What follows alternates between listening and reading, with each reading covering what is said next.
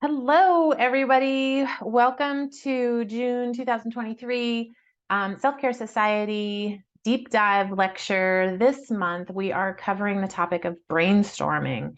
And earlier this month in our group, I had offered an opportunity for some accountability on whatever goals you had in mind, whether it was working more on supporting your nervous system or remembering to do those things on the daily and multiple points throughout the day, or whether you had a specific goal about your family or yourself or anything like that.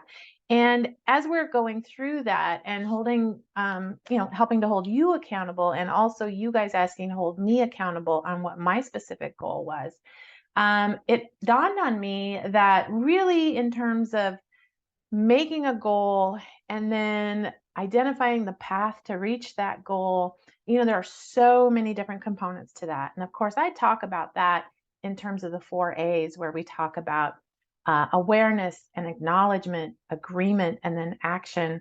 But even before we get to that point, before we can be aware of stuff, before we can acknowledge it's important in our lives, before we can agree that it is something that we really need to do and that we're aligned with, and before we can agree to make action on it, we have to really identify what it is we're going to be aware of and acknowledge and take action on. And that's where brainstorming comes into play.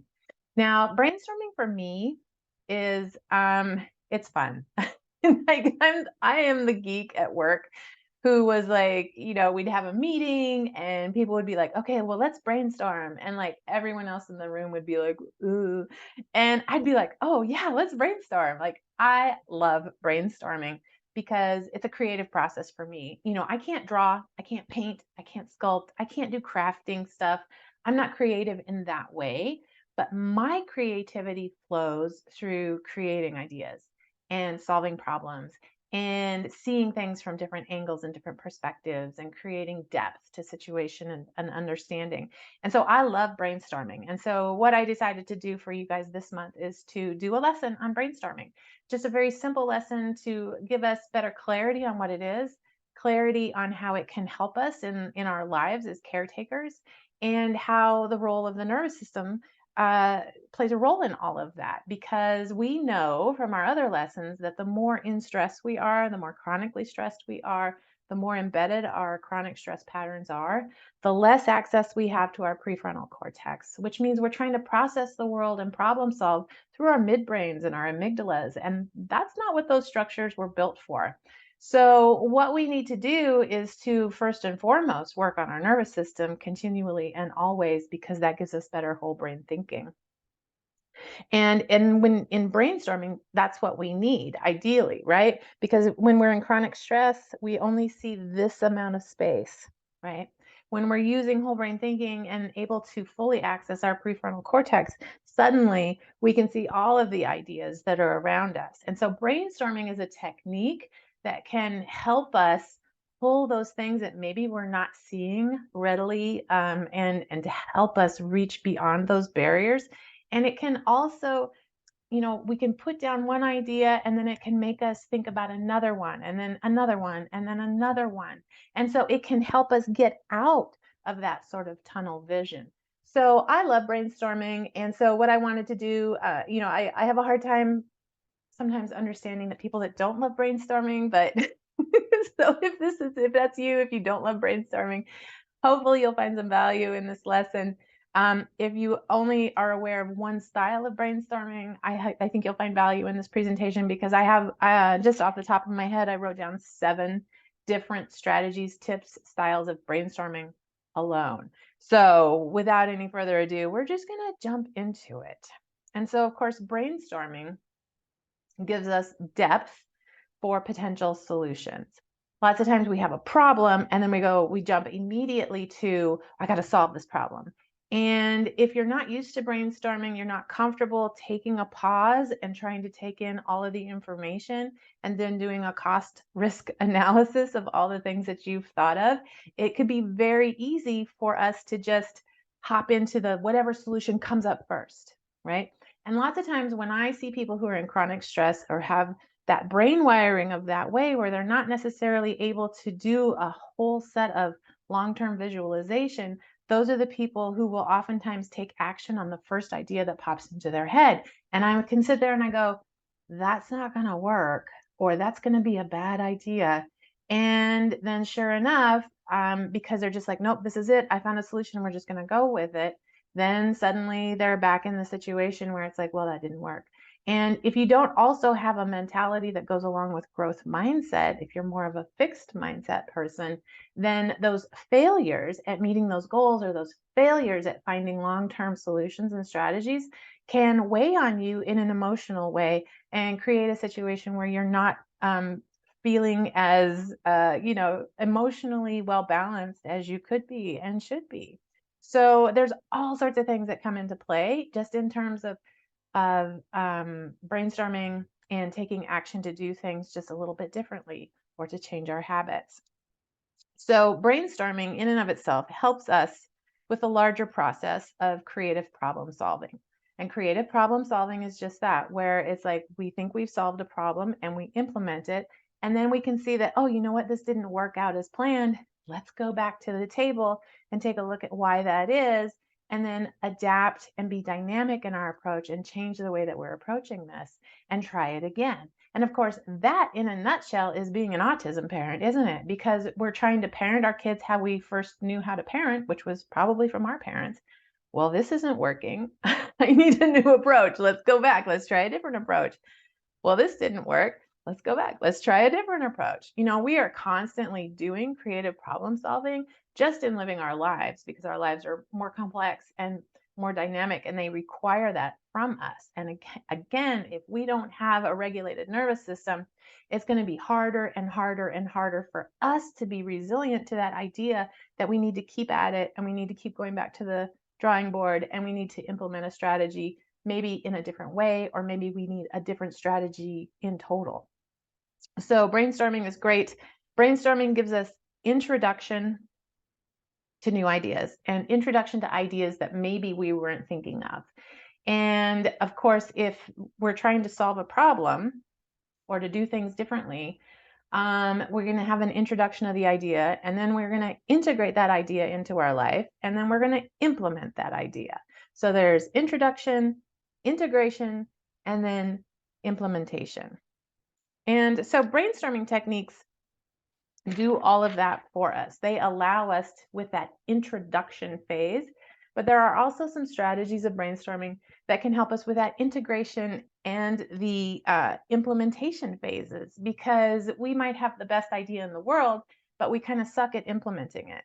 We might have the best idea in the world, but we keep forgetting how to integrate it into our lives. And so we get stuck along the way. We can get stuck in terms of changing our habits or implementing changes just with not having the right idea in the first place, not understanding how it can fit within our lives, and then not understanding how we can best move forward and keep with implementing it. And I'm going to demonstrate all of these because there are so many examples of this, from the most complex to the most simple. So just to think about it, one of the most simple ideas, and I talk about this a lot in terms of I think for the most part, most people know off the top of their head 10 things that they could do in their lives differently that would positively affect their physical health or their mental health, right? People know these things. So awareness in regards to those things is not necessarily the issue, or being introduced to these particular concepts. And right off the top of the bat, oftentimes is usually people are like, I could eat better, right? I could not use food as a comfort. I could eat less sugar. I could drink more water. I could drink less alcohol. I could exercise more. I could not be so negative in my thoughts about myself. On and on and on and on, right? And so for the simplest one for me is like water, drinking more water, because we're not necessarily taking away anything. So we're not living in deprivation, thinking about increasing our water intake. But we do have to remember to drink the water. So we have to integrate this drinking more water within our daily lives, and we have to continue to implement that. And so you'd be surprised at how common it is for people to have that as a goal, whether it be a New Year's resolution or just a hey, it's Monday, I'm gonna drink more water today sort of situation. But it is very, very, very common for people, even with the simplest of things, to quote unquote not be able to reach their goal. And lots of times it's not the idea, it's the implementation of the idea. So drinking the water, it's like, yeah, I want to drink 20 ounces of water this every single day this month. And people will tell you when you change your habits, you have to do it for 30 days, because before it becomes an integral part of just what you do and it becomes your habit that you don't have to think of. I, you know, that might be pretty true, but I think there's a lot more depth and layers to understanding our own behavior. And certainly 30 days it's a pretty good benchmark, but after 30 days, it can be pretty easy for that new habit to fall back to the wayside. So drinking water, 20 ounces a day, easy peasy. All I have to do is pour myself a glass of 20 ounces of water and then just drink it. And then the day goes by and it's almost bedtime and you're like, oh, I didn't drink any of that water. Well, that's interesting because I was really motivated and I know that it's going to help my health and I really wanted to do it. But wow, what a failure am I that I didn't get to do it? And you're not a failure in doing that. It's all just information about your own behaviors and your own habits. And that is a perfect place to start doing some brainstorming, because you don't have to brainstorm on the fact that you're going to drink water to improve your health. That's kind of a basic knowledge and generally accepted health advice. But the brainstorming in that particular situation would be, why do I have such a hard time remembering to drink my water in the day? All right. So sometimes one of the techniques I'm going to show you deals with that. Sometimes it's just even, I need new ideas on how to do something, possible ideas of things that I've never even heard about, or I need to know, again, why I'm not doing something, and just drilling down into all sorts of things. So it can be very difficult things, it can be very simple things. So I'm going to go ahead and share my screen because I have a document written out where I can show you what it is. Oops. Here we go. And so I'm going to get up my document. Here we go. So the first one, I have 7 different techniques to share with you today. And so the first one is just quite simply list making.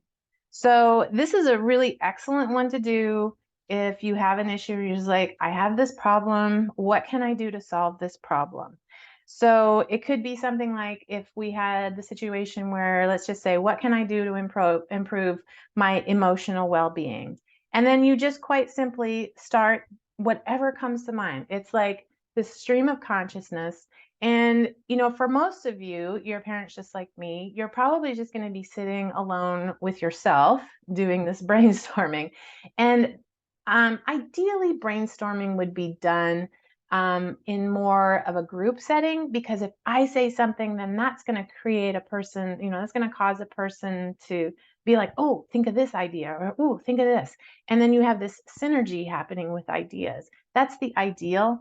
But we as parents don't often have that. And particularly some of these things are pretty personal. And we don't want to just be like, oh, hey, I'm having trouble with my fill in the blank, So it's okay to do them by yourself.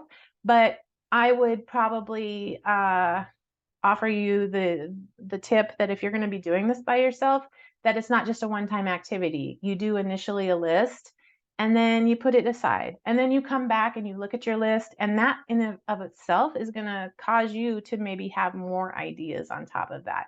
So it's a sort of multi-part purpose when you're doing this by yourself. So for list making, what can I do to improve my emotional well-being? Well, I can get more rest, more help. That would be helpful.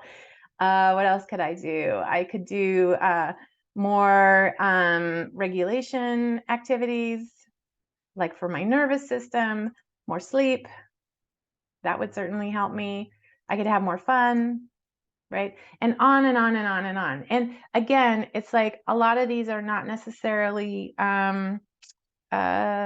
realistic for the life of a caregiver, right? And so but that's okay. We're still going to put it on the list, because what we can do from here, if I look at this and I go, well, you know what, of all of these things on the list, the one that I think it would be easiest for me to do in this moment is to have more fun. And so then what I would do is my list making would be ways in which I could have more fun. And then I would go from under there and I would go, okay, well, first of all, what do I do for fun? What do I like to do for fun? And then you just kind of drill down from there, and you're just creating potential solutions. That's all this is in brainstorming. I'm creating a potential solution. And so there is no right answer. There is no wrong answer. We are just exploring ideas. And again, if your nervous system is in a chronic state of dysregulation, that in and of itself can feel pretty risky to you, because when people are feeling unsafe and unsettled just as their baseline, stretching out and thinking how things could be different can feel very risky. So it's always a good idea to check in with yourself when you're doing brainstorming. Like, is this brainstorming something I'm comfortable with? Why am I not comfortable with this brainstorming? And then it can just lead you into all sorts of different avenues, so to speak. So the basic brainstorming technique is one that I just go to right away. And I have my handy dandy notebook. This is all I use. I don't have anything fancy. It's just a spiral bound notebook. And in that notebook is where I write things. I don't usually carry multiple notebooks. It's one notebook in a particular period of time, and I use it until I run out of pages. And then when I'm done with that, I will denote on the front cover what time frame it is. And I'll still keep it out if I have things pending, or I might carry over pending things into the next notebook, like a to-do list and things like that. So for me, it's really important that simplicity is a huge thing for me. And so I'll just write things out, and I'll just be like, oh, okay, I want to talk about this. And then I'll just, or like for me, I'm supposed to be creating a social media strategy. Well, my strategy is like, I see something on social media and then I have something to say about it. That's not a reliable strategy according to my marketing guy. My marketing coach wants me to create a very specific marketing strategy of different topics for social media across all different platforms, and it's got to be done in a specific way so that it does SEO stuff. And I'm like, I don't know. Oh, I don't know if I want to do that. So what I would do then is to write a list of, I would just go to my brainstorming. I'm like, okay, I'm going to brainstorm. What are some topics that special needs parents are interested in? What are some topics that special needs parents, what are some problems they need some solutions to? And then I would just brainstorm and I will write those out, and then I would go from there. So here was my task. My homework was to create this strategy, and I'm like, strategy? I don't have time for new strategies in my life. And I'm like, oh, okay, I need to do some brainstorming here. And that's how I would use the listing strategy. So list making is my first one. It's my go-to, but that's the way my brain works because I have a more analytical approach to my brain and the way that I think. Some of you may respond or just align more with the next technique, which is called mind mapping. And I took this picture from Google somewhere. But this was an example of mind mapping. And a good friend and colleague, Dr. Amy Spolstra, is a mind mapper. She's a huge mind mapper. And so when we would sit and talk about things and try to do some strategies and problem solving and planning, she's drawing all these circles on her page. And I'm like, what are you doing? And she's like, I'm brainstorming. And I was like, oh my God, that is so weird. I've never seen that before. Which of course it wasn't weird. It was just weird to me. But she has a completely different style of brainstorming than I do. And it's not better, it's just better for her. Like if I were to try to force her to do lists, she wouldn't do it. If she tries to force me to do brain mapping, I would just be like, it would be like trying to write with my left hand instead of my right hand. It is literally that kind of neural pathway sort of stuff. But if list making isn't for you, then mind mapping might be the thing for you. And so this is an example. You can see here of somebody has a goals for 2022. So this, I would imagine, just looking at this is like a New Year's resolution or resolutions and goals that somebody wanted to achieve and improve their life for 2022. So then what they do from here, they put it in the middle, and then offshoots of here is like, well, what are my health goals? Well, I'm going to eat less carbs. I'm going to renew my gym membership. I'm going to get 7 hours of sleep, and I'm going to run 3 to 4 times a week. And then their other goal is save money. Well, how would they save money? Well, I'm going to increase my 401k, and I'm going to create another income stream. Well, what about my family and friends and relationships? I'm going to call my parents every week, and I'm not going to forget birthdays. How am I going to improve my mind? I'm going to read 1 book each month, take regular breaks, and make a meditation a daily habit. For fun, they were going to take classes and plan ahead for a Hawaii trip. And then for their career, their goals were to learn a new skill, network more, and regularly update their LinkedIn profile. And so this is a thinking in pictures sort of strategy. Sometimes this is how people see how they do things. And so this can also be very effective, though, because pictures are more memorable, right? You can remember pictures better generally than you can remember lists. So this is a good one for when you're making it, you're creative in this process, you might be coloring, and so you're embedding this in your memory, and then you don't have to pull it up and look at it. You can remember, just like, oh yeah, I remember my 2022 cloud. That's right. And then I was talking about my health, and so you can kind of visually pull it up without having to go back and refer to your list. So this is a potential strategy for doing mind mapping. This works a lot of times if you have older kids who are disabled and participate in disability systems. There is a process called person-centered planning, and they'll do this technique a lot, again, because it is easier for people oftentimes to create this visualization versus just writing it out and being able to visualize in their head and remember that. So there's oftentimes the person-centered planning uses this particular approach to help understand what the vulnerable person, what the disabled person's goals are, and it allows them to better participate in that process when it's more in picture form like that. So that's called the mind mapping. The third strategy is causal brainstorming. And I like this one because this is the one that helps us when we've tried to implement something and it didn't work out the way that we thought it was going to. So this is the one where we dig a little bit deeper into our own patterns, our own habits, our own paradigms, our own thought processes, our own subconscious blocks that we have to where we might be successful or failures, as well as it's probably going to lead us to some childhood programming, just going to be honest. So the causal brainstorming is, why is this so hard for me to implement self-care? Why is this so hard for me? So we go back to the water. Why is it so hard for me to drink water? And you can do this as a list. You could do it as a mind map. It's really, you can expand it out from there. So for me, I know for me, in terms of drinking water, one of the things is that I don't like cold water. I only like hot water. I don't like to pee. I don't like drinking from cups.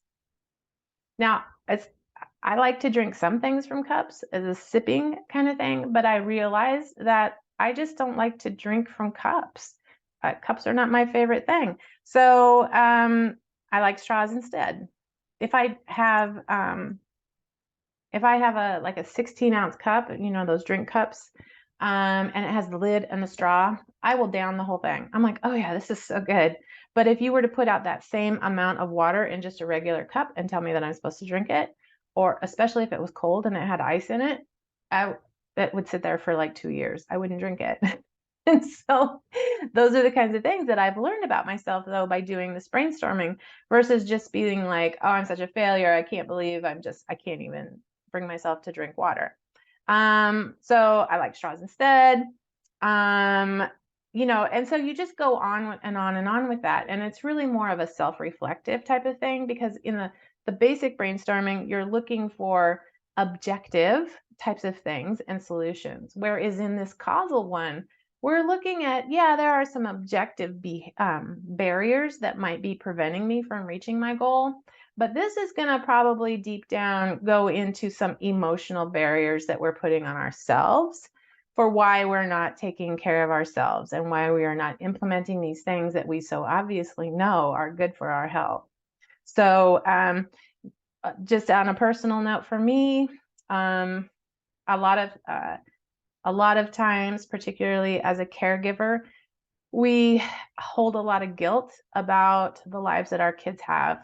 And so it feels unfair to them that we allow ourselves to get really super healthy. And so there's a bit of guilt there, and there's a bit of we're going to deny ourselves that health and happiness because we feel like our kids cannot also attain that level of health and happiness. So it's a bit of a martyr, or we're just kind of guilty about it. It doesn't feel right that we're going to be experiencing all these great things and they're not allowed to because of their condition. So it can be a deep process. I'll just warn you about that. But it's very, very effective in terms of trying to figure out, look, I know I want to do this, but I'm having trouble actually doing it. That's when you go into causal brainstorming. Why is it so hard for me to do X? Why is it so hard for my family to do this? Why is it so hard to get to this point? And that's causal brainstorming. The next one is gap filling. It's called a gap filling. And so this is a really good strategy for if you're trying to make a really, really big change and it seems really overwhelming. For me, one of the things that I did when my son was, I think he was like 12, I want to say, he, after a couple of years of understanding and knowing about the GAPS diet, but telling myself he didn't need it, it got to the point where I was like, oh my God, he needs to be on the GAPS diet. And the GAPS diet is intense. Um, there's no starches, no starchy veggies, no grains. Everything has to be homemade. If you're doing it as close to ideal as possible, there are homemade ferments. You have to drink a lot of broth. And my son had some very, very specific sensory challenges with food. He has ARFID, which is avoidant restrictive food intake. He also has a number of allergies and food intolerances. So he typically only likes crunchy foods or dry foods. If anything is wet or mushy, he's not going to eat it. And he's literally, it's not just a preference. It will literally make him gag and make him ill. And I'm certainly not going to stress him by forcing him to eat something that he's not comfortable eating, because he can't tell me either how it makes him feel. I can tell from his behavior that this is no. So this is a good one. This is what I did when I was ready finally to implement the GAPS diet. And it's like, okay, we are here and we need to get to here. And that's a really huge gap given what my kid will eat and what he's eating currently and what I know he will eat versus what he's supposed to be eating on this GAPS diet. And so this was a very beneficial technique, because I would look at that and I would say, okay, so he needs to be eating only homemade food. Okay, so now I have to look at this and go, not only what are the foods that he will eat that are on the GAPS legal list, but what are the foods I'm willing to cook for him? And what are the foods that I'm willing to do that? And of course, I'm willing, but also able. Like, it was a serious massive effort to get him on the GAPS diet and sustain the GAPS diet for 18 months. And so, but this is what I did. This is the gap filling. I was like, okay, he only eats crunchy foods or he'll only eat dry foods. So what are the GAPS foods that meet that criteria? Or what are GAPS dishes that I can make that I can in turn also make less mushy or more crunchy? And so there's a lot of brainstorming going on with trying to implement that diet. And it took a lot of brain power to do. It took a lot of mental energy. It took a lot of emotional energy to be able to make that shift. But I used a lot of this particular strategy to make it done, because I was like integrated with it. This has to happen for his health. It has to happen. I can no longer deny that GAPS diet isn't something he needs. He needs the GAPS diet. And so then it was just a matter of, how are we going to do this? How am I going to implement this? And I spent a good few months just trying to figure out how I was going to make this happen. And then not only that, but how I was going to how I was going to make my son understand what was going to happen, right? How I was going to make him understand that we weren't going to eat these foods anymore and that he needed to only eat these foods. And that's a huge emotional problem, right? For us as moms, because we're just like, oh my God, this is going to be, he's going to lose his mind, and then it's going to be even worse than everything else. So the gap filling can be really, really good for those types of situations. Other situations would be, you're going to go visit family, right? Maybe you haven't gone to visit family for a while, or maybe you're going to take a plane instead of driving, and that's a new thing. So, okay, so from here to here, what do we need in order to make this situation go as smoothly as possible and to work out into our favor? And it's kind of more like a low-level planning process than just a straight brainstorming. But gap filling can be very, very, very effective because it does also force you to think about how things are going to play out. So I love this one. I did this one also for adult transitioning, which of course I'm in the process of creating a course and educational program on adult transitioning, but that involved, with applying for Social Security and applying for Medicaid and the waivers and all of these sorts of things coming together. So it could be dietary change, it could be travel, could be new school, right? New school, or maybe you're going to switch to homeschool. Like, these are big life transitions. It's like, so the gap filling brainstorming is really, really, really effective because it gets you looking into those larger things versus just the chaotic thing that's happening in front of your face at this particular moment. So it helps with that longer term strategy. And it works good. It works well for both subjective and objective problems. So it could be too, like, if you're trying to make a plan to change your household situation, maybe you're ending a relationship, maybe you're ending your marriage, maybe you're trying to do all these sorts of things. Works really great for any of those certain things. And of course, anytime you're doing that kind of shift in your life, there is no right or wrong. It's not an objective type of measure. It's just what's going to be what works best for you. So gap filling is a really, really effective method. Basically, it's, what do I need to do to get from here to there? The fifth strategy is called SWOT. And this is kind of a listing of ideas, but it's also a listing of pros and cons within that particular process. So it's you're listing out where the strengths, the weaknesses, the opportunities, and the threats. And this is really good strategy if you are in a state of analysis paralysis about taking a step in a particular direction.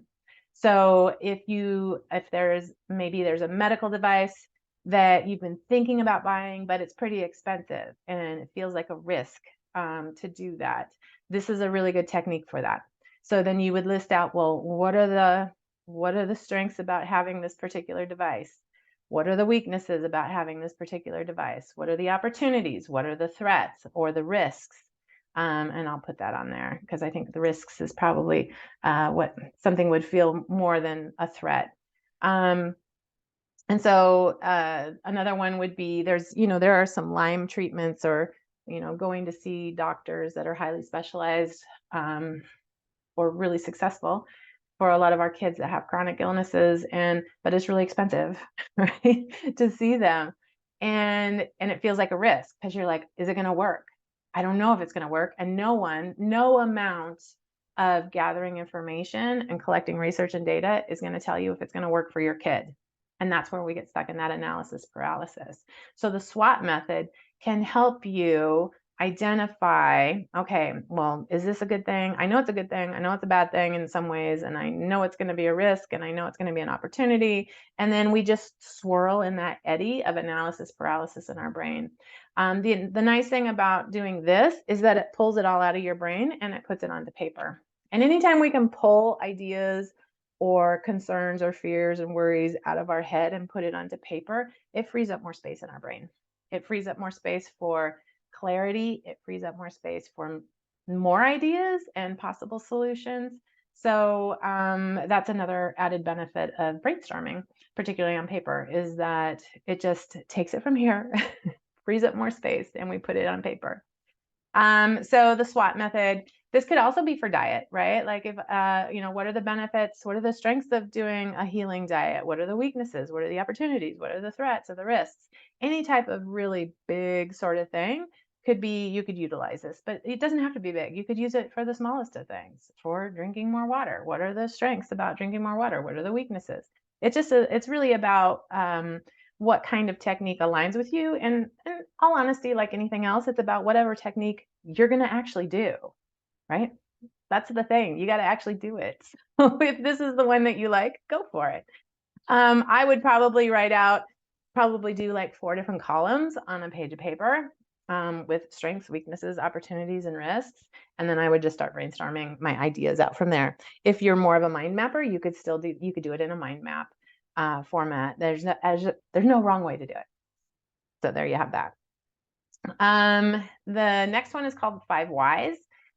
And this is more like a layered brainstorming, because it might be like with the water. Why am I denying myself the opportunity to be hydrated? Well, that's a good question, Amy. Why? Why are you doing that? And so it would be like, because I don't like drinking cold water. Okay. And so the next one, the layer then would be, well, why don't you like drinking cold water? And then you'd be like, well, I don't know why. And you're like, let me think about that. And then I'd be like, it just feels uncomfortable to me physically to drink cold drinks. And the more I think about it, I don't like drinking cold drinks, period. I prefer lukewarm or hot drinks.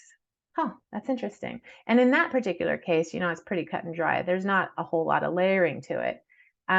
But if we have these kind of more complex challenges around why we're not doing things, such as maybe denying ourselves the opportunity to be healthy, this is where you could find that it goes kind of deep. So why am I not taking my supplements? Oh, I just forget. Well, why do you forget? Well, I just don't think about me. Well, why don't you think about you? Well, I feel guilty about thinking about me because there's so much to do for my family. Okay. Do you think that your family wants you unhealthy? Well, no, of course not. Well, then why are you denying yourself being healthy? I'm uncomfortable taking care of myself and putting myself first. Why are you uncomfortable putting yourself first? Well, as a kid, I always had to take care of everybody else, right? And so you could just find it going deeper and deeper and deeper and deeper. And, sometimes that may trigger some things in yourself. And I always caution people and always encourage you that if you find that you've hit a chord within yourself that is very difficult for you to handle, that's a good time to reach out for professional help or for other supports to help you and be like, whoa, I just realized this. For me, I have a lot of internal childhood programming around being too successful. And it also circles around a lot around perfectionism and procrastination. So I have really come to understand some core behaviors of mine through this 5 Whys layered brainstorming, because I'm constantly asking myself, why? Why do I have such a hard time? Why do I procrastinate? What do I get from procrastinating? What do I get from it? What do I lose from it? Why am I afraid to fail? I'm not necessarily afraid to fail, actually, but why am I afraid to be successful? And, those are really, really deep questions. And there's not really an end to this sort of brainstorming. It can just go on and on and on and on like a house of mirrors. But it can be very, very effective, because once I understand and I can have an awareness of myself, I'm like, oh, I'm procrastinating. Isn't that interesting? Wonder why I'm procrastinating. I know why I'm procrastinating right now, because I think it needs to be perfect before I present anything to anybody. And in fact, I did that today as I was preparing for this particular presentation, because I thought, oh, you know what? I need to have this written out. And then I was like, well, I need to create a proper presentation for it. And so then I started to go down this thing, and I was like, oh, this presentation is, putting this slide deck together is going to take me days. And then I was like, Amy, you don't have days. And then I was like, but I can't just possibly do it without. And I'm like, yes, you can. And so that in real time is how I've worked through this, and how these things can really help you move forward and just do life and live life, right? And release yourself from the shackles of the things that have been holding you down or holding you back. So the 5 whys, extremely effective at learning more about yourself, and just kind of creating the pattern or that habit of self-awareness, and having more self-awareness about why I do the things that I do. And it's also really good about identifying root causes. So like if I were not looking at myself, but rather looking at my kid, it could be something like, quite a while ago, I'd be like, why will my kid, my son has a really, like with the sensory thing with mushy food or wet foods. Why does my kid not want to eat wet or mushy foods? And so I would just watch him, or I would think about it and was like, oh gosh, you know what? I noticed that when he's drinking drinks from a bottle or a can, he holds his lips funny. Well, why does he do that? Well, he's holding his lips funny, or he's drinking it kind of like awkwardly, because he doesn't want the liquid to touch his lips. Well, what does the liquid do to him? What are possible reasons as to why he wouldn't want the liquid to touch his lips? Maybe it's because he doesn't like being messy or dirty. That's one. Maybe because the lips are very sensitive. I know that he used to have histamine reactions when food would touch his face, particularly his lips. So maybe he's just trained himself that as long as food or liquid doesn't touch his lips, he doesn't have the discomfort from the histamine. That's possible. Maybe he has some tongue or lip tie issues that I'm unaware of. That's possible. So doing the 5 ways of layered brainstorming is also a way to kind of get at root cause stuff, not only just for yourself, but for your child. And then the final brainstorming tip is called crowdsourcing. And this is where you ask your internet friends from Narnia their opinions on potential solutions for whatever issue you have going on. And we see this all the time, right? If you are in an internet group, you have an internet network of friends, everyone has an opinion, and particularly if you ask for those opinions, people will deliver. So I would just caution you, though, if you are crowdsourcing opinions, that you're doing it, not that you're just going to take the one, that people say the most, but that you're going to really think about their solutions, because oftentimes most people don't have the ability to really filter their responses based on what they know you need. They will just put the response that works best for them. And that's okay, right? But if we're soliciting and asking people for possible solutions, we have to understand that that's a solution that worked for them. And because it worked for them doesn't mean it's necessarily going to work for us. And so it's kind of like fishing, but you're using chum. And everybody, all the fish in the world are coming up to because you've asked all the fish in the world, and you're like, well, I wanted salmon. I'm like, oh no, you're going to get all the fish in the ocean, because it's, doing crowdsourcing on the internet is like chumming. And so we have to be careful about that, but it can be very helpful, particularly if you just have such a hard time, if you're such in a state of stress and tunnel vision that you just can't even fathom thinking of a new idea. You were just so stuck, and it's so stressful and it's so hard. This is the perfectly appropriate way to start brainstorming, is to ask, ideally it would be more of a trusted group, but you work with what you got. And but you just understand too that the quality of the group is going to be reflective of the quality of answers that they give back to you.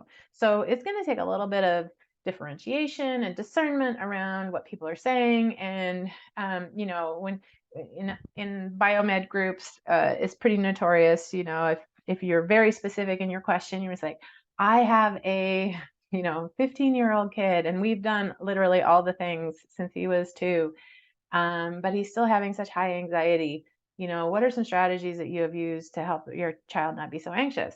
And of course, the first thing that's going to pop up, somebody's going to say lavender essential oil, and you're just going to be like, oh my Lord, I said we've been doing this for 12 years and we've done all the things already. So you're going to have, that's the kind of response that you're going to get back.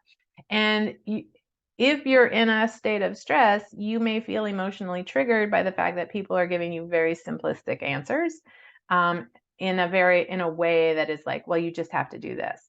And that can be emotionally triggering, which creates more emotional stress, which keeps me in stress. So we have to be prepared for being able to just thank people for their responses and to not get emotionally reactive to whatever their response is going to be. I hope that makes sense. So, but crowdsourcing, it's a perfectly legitimate way to do it. Of course, it's very easy in this day and age to do that. We just pop on and we ask people. And, some people are going to be nicer than others. And if people want to be nasty to you, then you just say, thank you for that. And then you block them or you unfriend them. Problem solved. So there you have it. Those are the 7 strategies for brainstorming.